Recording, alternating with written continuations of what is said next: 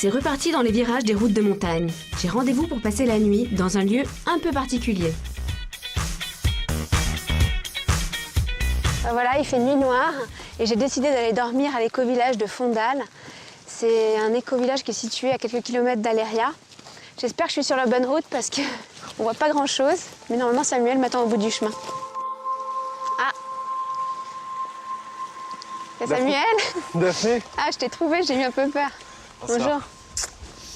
Ça va? Ça va bien? Donc c'est ici l'éco-village? C'est ici.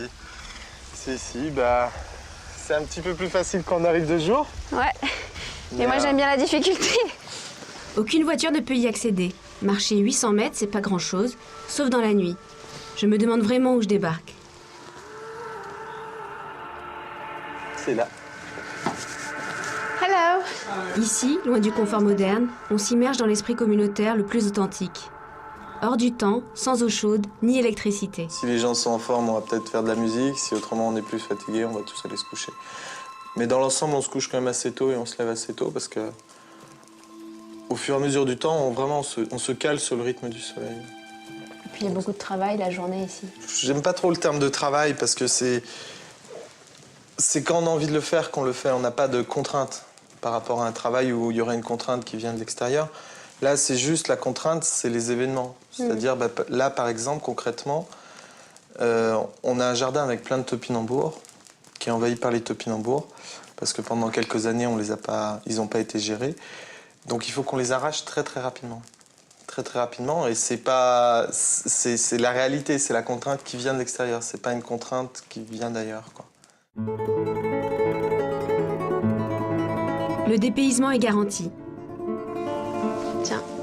Merci. Ma chambre est plutôt spartiate. En fait, chacun dort où il trouve de la place. Plutôt original.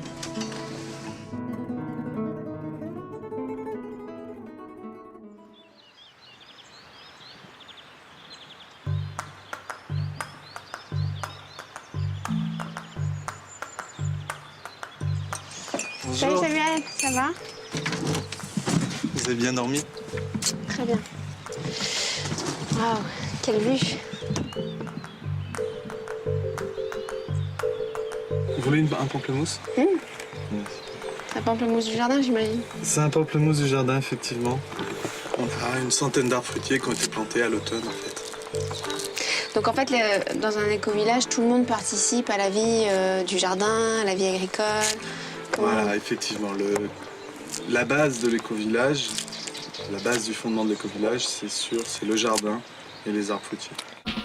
En échange de cet hébergement, ma contribution est de donner un coup de main au jardin. C'est ça le mode de fonctionnement du village. Ça va, c'est pas trop lourd? Non. C'est beau cet endroit. Donc ma mission du matin, arracher les topinambours. Alors, ils sont où ces topinambours? Je te donne un indice. C'est des grandes tiges sèches que tu dois trouver. Ok. Les grandes feuilles sèches. Des grandes tiges sèches. Ah, c'est ça? Eh oui, c'est ça. T'as vu, ils sont Oh impressionnants. là là. Je croyais que c'était des tuteurs ou... Non, non, ça, c'est les topinambours. Je pense qu'il y en a assez. Ah, là, il y en a. Il y en a un là? Ouais, deux Wow. même. Ouf. Super. Le système qui a été adopté dans ce potager est celui de la permaculture. La permaculture, c'est la culture de ce qui est durable au jardin, comme dans tous les aspects de la vie. Les topinambours, c'est fait. Mais la vraie main-d'œuvre ici, ce sont les woofers qui vivent au milieu du jardin.